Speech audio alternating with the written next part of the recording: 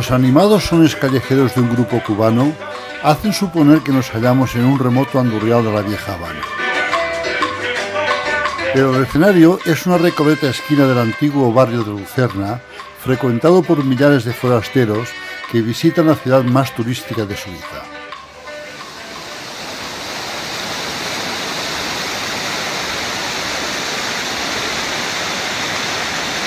El cauce del Reu surca el desigual contorno del lago de los Cuatro Estados, antes de separar la ciudad en dos orillas que se comunican desde el siglo XIV por medio del frecuentado Kapellbrücke, considerado como el puente de madera más antiguo de Europa. Su paso constituye una atracción casi obligada para los andariegos turistas que franquean sus 205 metros entre los barrios viejo y nuevo de la ciudad, paseo que les permite admirar las 111 pinturas que exhibe bajo su techo, escenificando la historia de Lucerna.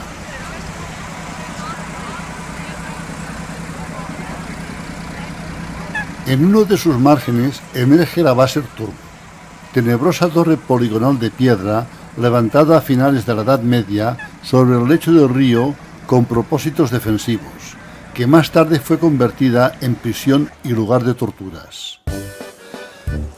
Por el barrio antiguo se descubren apacibles rincones primorosamente ornamentados que despiertan el asombro y la admiración de quienes se aventuran a deambular entre sus plazas y callejuelas.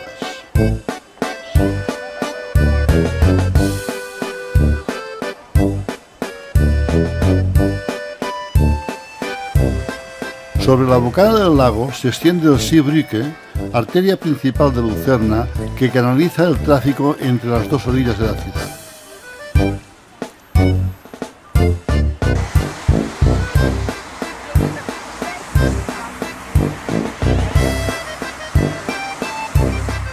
A su lado aparece el Bahnhofplatz, principal núcleo de transporte urbano, presidido por el viejo pórtico de la antigua estación central, que a pesar de sufrir un grave incendio en 1971, sigue tomando el pulso diario del tráfico ferroviario y fluvial de Lucerna. En el horizonte urbano se vislumbran las importantes moles de los montes Rigi y Pilatus. En ellos se encuentran los dos ferrocarriles de montaña más tradicionales de Europa.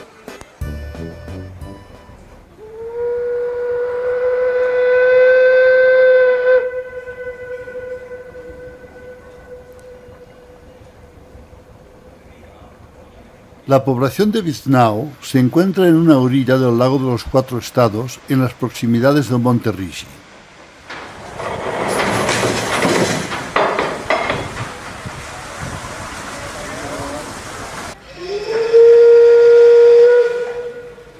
Cerca de un pequeño embarcadero donde atracan los ferries de línea regular, aparecen las instalaciones del Rigi-Wiesnau-Bahn, situadas en un amplio recinto ocupado por la estación y los depósitos, ante los que figura una gran plataforma giratoria dotada de un ingenioso cruce de vías recta y curva que permiten trasladar los trenes desde las naves del depósito a los andenes.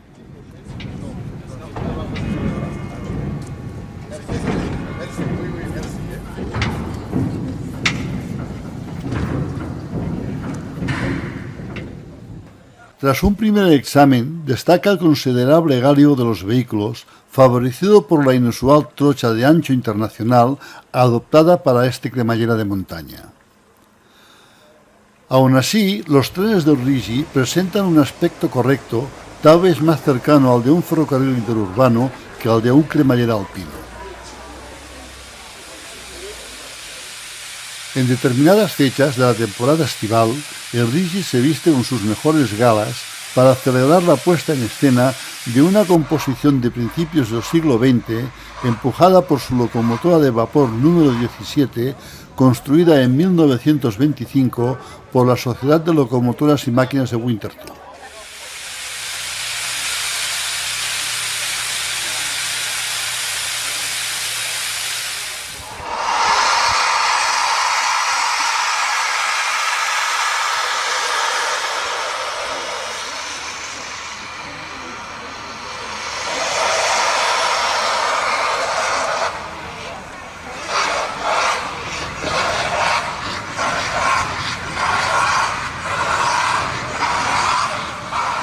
En la actualidad, las maniobras para el abastecimiento de la locomotora distan mucho de parecerse a las practicadas durante los buenos tiempos del vapor.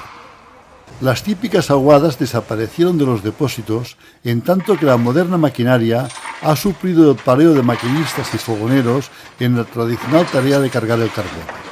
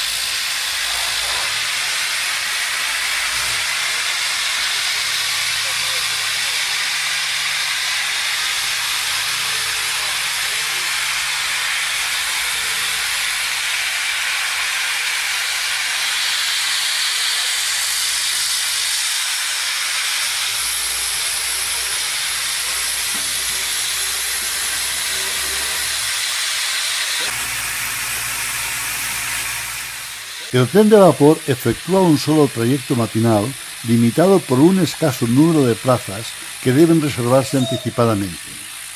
Su carácter único entraña serias dificultades para obtener imágenes del tren en las diferentes zonas del trayecto. Esto plantea la coyuntura de filmar la salida de Viznau o subir anticipadamente con el fin de obtener las mejores secuencias de la llegada a la cima del Rigi.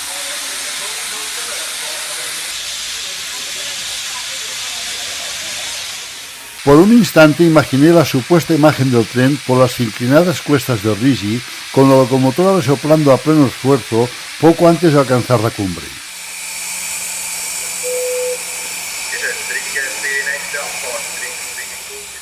Sin pensarlo un segundo, abordé un tren regular que salía poco antes que el de época, con el fin de emplazar mi equipo por las cercanías de la cima y filmar la llegada del tren de vapor.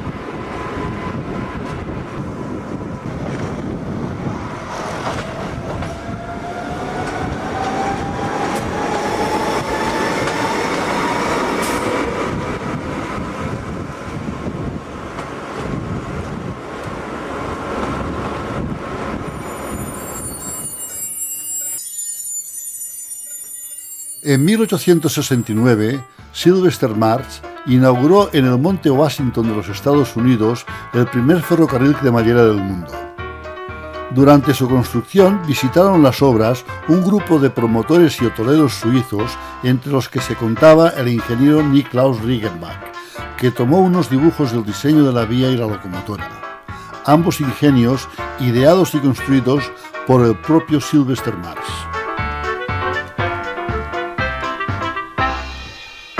Ya en Suiza, Riggenbach patentó con su nombre una descarada copia del sistema de cremallera de Marx, modificando solamente una parte del soporte central.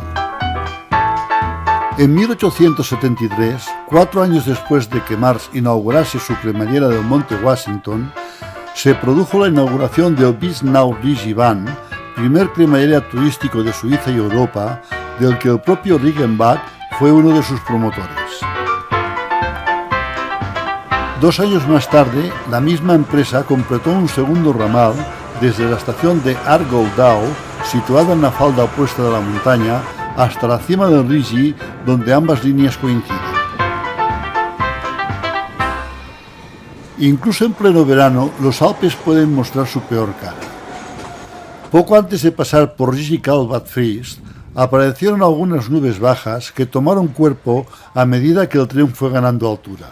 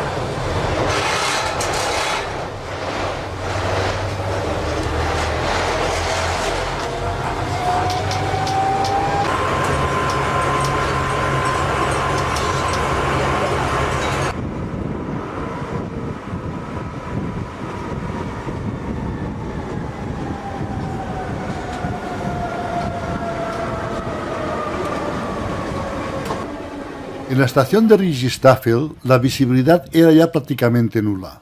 Aquí se juntan las dos líneas que suben de Wiesnau y Argoldau, para continuar su trayecto en paralelo hasta alcanzar la estación de Rigi-Kühl, que dista poco más de 600 metros.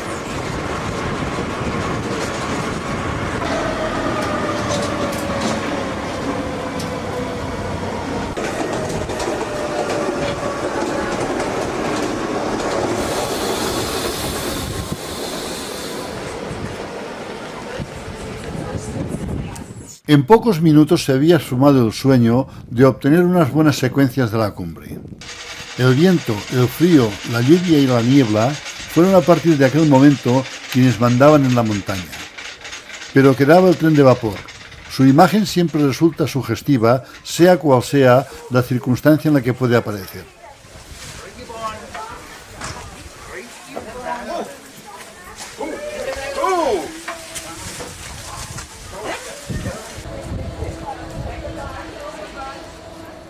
Instalé el equipo en el lugar que mejor me pareció. A fin de cuentas, todo el entorno se mostraba exactamente igual. Allí permanecía al acecho, en tanto que algunos trenes que parecían surgir de la nada alcanzaban el Rigi como fantasmas errantes de la montaña.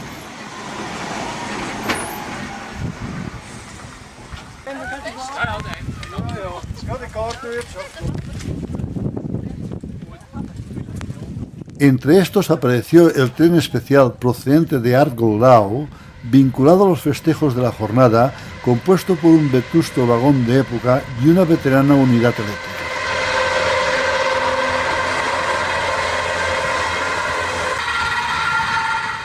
Casi al instante, el inconfundible jadeo de una locomotora de vapor, acompañado del difuso sonido de su bronco silbato, anunciaban la inminente aparición del tren.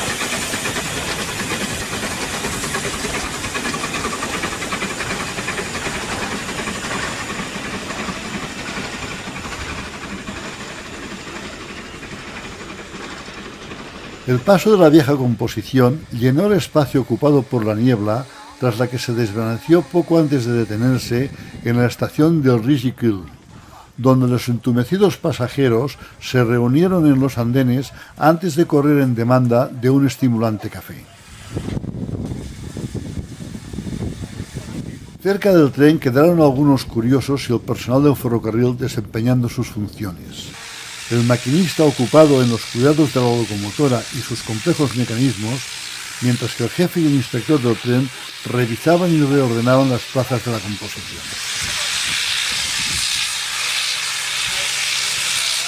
Con un tiempo tan adverso, poco más podría hacerse en la cima.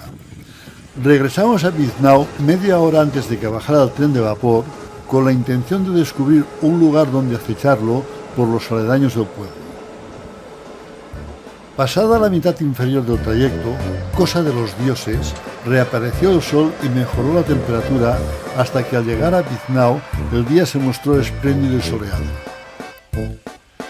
En las proximidades del pueblo descubrí un emplazamiento cercano a la vía donde pude situar la cámara. Tras un recodo de la línea apareció vetusto convoy que desfiló lentamente por el soleado paisaje hasta esconderse poco antes de llegar a la estación de Biznau.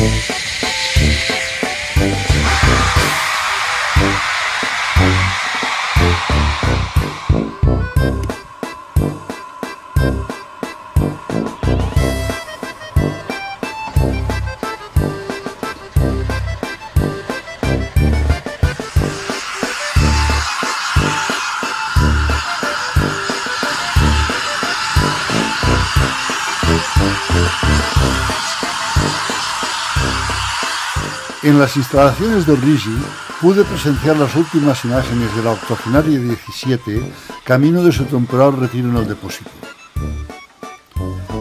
Año tras año, el incansable esfuerzo de esta veterana locomotora nos obsequia con el repetido desafío que la enfrenta la montaña y los elementos. Su rancia imagen se acompaña de la primorosa figura de sus vagones, que son un puro ejemplo de oficio, buen gusto y dedicación al trabajo.